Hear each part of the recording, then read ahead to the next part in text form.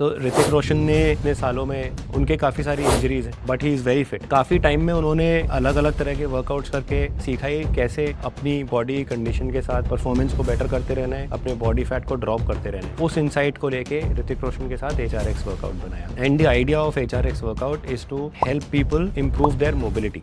आपका एक एसोसिएशन ऋतिक रोशन की ब्रांड के साथ था जो HRX ब्रांड है, और उसका जो 20 मिनट पॉपुलर जो वर्कआउट है HRX वर्कआउट, वो मुझे लगता है कि कोविड में तो बहुत ही पॉपुलर हो गया था। तो ऐसे अनऑर्थोडॉक्स वर्कआउट जो आपने कहा कि आपकी R&D पूरी टीम होती है जो साइंटिफिकली और प्रैक्टिकल एंगल, इफेक्टिव एंगल दोनों को मद्देनजर रखकर बनाती है ऐसे वर्कआउट्स। तो HRX वर्कआउट के बेसिस पर मैं आपसे ये unorthodox variety of working out जानना चाहूँगा। HRX वर्कआउट हमने, जैसा आपने बोला, हमने ऋतिक रोशन के साथ बनाया है। HRX वर्कआउट इज़ बेसिकली, तो ऋतिक रोशन ने जो भी इतने सालों में उनके काफ़ी सारी इंजरीज हैं और but he is very fit, he is a very fit individual, his exercise performance is brilliant. तो काफ़ी टाइम में उन्होंने अलग अलग तरह के वर्कआउट्स करके सीखा है कैसे अपनी बॉडी कंडीशन के साथ वर्कआउट करते रहना है, परफॉर्मेंस को बेटर करते रहना है, अपने बॉडी फैट को ड्रॉप करते रहना है। और हमने उस इंसाइट को लेके ऋतिक रोशन के साथ HRX वर्कआउट बनाया। तो ये पूरे 50 मिनट का वर्कआउट होता है, सारे कल्ट सेंटर्स में अवेलेबल है। And the idea of HRX workout is to first of all help people improve their mobility. तो मोबिलिटी मुझे लगता है कि सबसे पहली चीज़ है, जो जैसे जब कोई न्यू बॉर्न होता है उसकी आप मोबिलिटी देखो तो बहुत अच्छी होती है। तो मुझे लगता है कि मोबिलिटी ऐसी चीज़ है जो हम over a period of time lose कर देते हैं, बट वो एक बहुत ही फंडामेंटल स्किल है। इसीलिए हम HRX वर्कआउट में सबसे पहले लोगों को बहुत ही अच्छा मोबिलिटी प्रोग्राम कराते हैं and then we get to lifting weights. हम लोग HRX में ज़्यादा हैवी वेट्स पे फोकस नहीं करते, बट हम स्पीड ऑफ मूवमेंट पे फोकस करते हैं। तो स्पीड ऑफ मूवमेंट को हम मॉड्यूलेट करते रहते हैं in different speed and tempos, जिससे कि मसल्स स्टिमुलेट होते रहे फॉर ग्रोथ।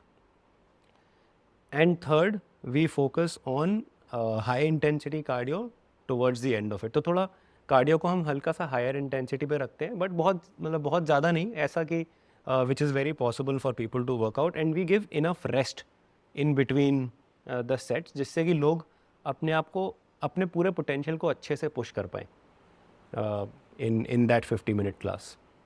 अब मैं कुछ 4-5 साल पहले से मैंने ट्रैकिंग शुरू किया था, 2017-18 की बात है। तो उसमें कई सारे बेंगलोरियंस, चेन्नईयंस और जो साउथ इंडिया के जो टेकीज हैं वो ज़्यादा उसमें पार्टिसिपेट करते हैं।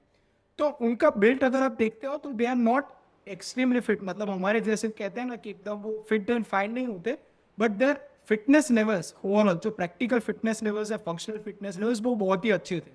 फॉर एग्जाम्पल कि हम लोग ट्रैकिंग कर रहे हैं 10 या 15 किलोमीटर पर डे, तो भले वो मोटे बाहर से दिखते हैं, बट उनका जो खुद का जो एंड्योरेंस एंड स्टेमिना है वो अलग ही लेवल का था। तो मैंने एक आध को ऐसे पूछा था कि what is the secret to it, आप क्या वर्कआउट करते हो, तो तभी उन्होंने आपका नाम दिया था, कर्ट का नाम दिया था, और क्रॉसफिट का स्पेसिफिक उन्होंने नाम दिया था। तो मैं आपसे ये जानना चाहूँगा कि मेजॉरिटी लोग स्ट्रेंथ और कार्डियो दोनों को ही फोकस करते हैं। आपने जैसे HRX वर्कआउट से कहा कि हमें प्रैक्टिकली से मिक्स करना चाहिए। तो आप क्रॉसफिट के भी बहुत बड़े प्रोपोनेंट हैं, तो मैं आपसे क्रॉसफिट के बारे में जानना चाहूँगा कि कैसे उससे आप होलिस्टिकली पर्सन का फिटनेस लेवल इम्प्रूव करते हैं।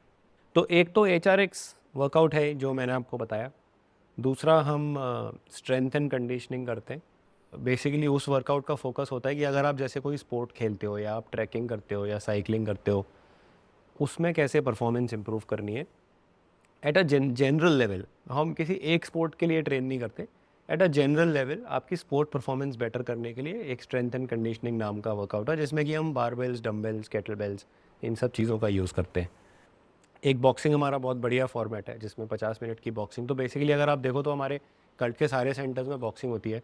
मुझे नहीं लगता कि इंडिया में इतने लोगों ने कभी बॉक्सिंग ग्लव पहना होगा जितने लोग कल्ट में बॉक्सिंग करते हैं। तो और बॉक्सिंग, जो हमारे बॉक्सिंग ट्रेनर्स हैं वो प्योर बॉक्सिंग एथलीट्स हैं, जो कि स्टेट लेवल, नेशनल लेवल पे रिप्रेजेंट कर चुके हैं, मेडल्स जीत चुके हैं, और वो लोग यहाँ पर ट्रेनिंग लेते हैं ट्रेनर्स बनने की, और वो बॉक्सिंग क्लासेस डिलीवर करते हैं।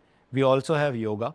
हमने एक नया फॉर्मेट लॉन्च किया था इवॉल्व योगा बोल के, जिसमें प्रॉप्स का यूज़ होता है, और उन प्रॉप्स के साथ ईजी हो जाता है लोगों को to get in to those asanas which otherwise they find very difficult.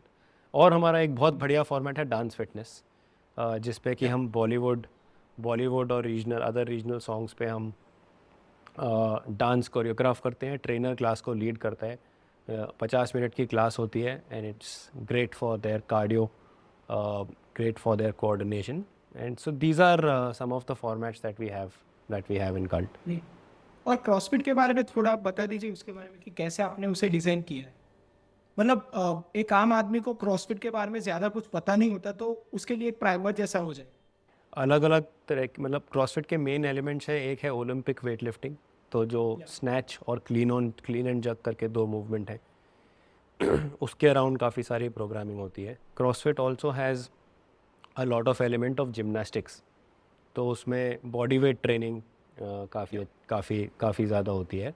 And then there is a lot of work on improving your endurance and your work capacity. तो क्रॉसफिट जो है इन इटसेल्फ काफ़ी holistic programme है। उसमें weight lifting अच्छी होती है, और उसमें जिमनास्टिक्स का भी एलिमेंट है, और उसके अंदर एंड्योरेंस का भी एलिमेंट है। और इक्विपमेंट उसमें ये यूज़ होते हैं: barbell, dumbbells, kettle bells, bumper plates, rowing machine, assault bike, pull up bars, squat rack. बाकी जो जिम में जो मशीन्स होती हैं, जैसे बाइसेप कर्ल करने के लिए या ट्राइसेप एक्सटेंशन करने के लिए, वो वाली मशीन्स यूज़ नहीं होती क्रॉसफिट में। क्रॉसफिट का प्रोग्राम ये फ्री वेट इक्विपमेंट से, आपके अपने बॉडी वेट से, और things like squat rack and rower, इन सब चीज़ों से मिला के बनता है। काफ़ी हाई इंटेंसिटी प्रोग्राम होता है। और आप क्रॉसफिट वर्कआउट जब आप करते हो, तो आप फटीग के अंदर अपने आप को पुश बहुत करते हो। इसीलिए I mean that is how the workout is designed. इसीलिए ज़रूरी है कि एक तो आपका प्रोग्राम डिज़ाइन जिसने भी किया है उसमें काफ़ी थॉट गया हो, और दूसरा जो आपको ट्रेन कर रहा है वो that person has to ensure कि आप 1 स्टेप एट अ टाइम आगे बढ़ो, क्योंकि क्रॉसफिट में थोड़ा सा ना कॉम्पिटिटिव एलिमेंट भी आ जाता है, और उसकी वजह से कई बार लोग अपने आप को ज़्यादा पुश करने लग जाते हैं। तो वो लोगों को बस वो दिमाग में रखना चाहिए कि मैं, मतलब there will be a time when I am gonna push myself, but today it's about learning, so let's focus on learning these movements. और धीरे धीरे करके मैं उस स्टेज पर आ जाऊँगा जब मैं अपने आप को बहुत ज़्यादा पुश कर पाऊँगा।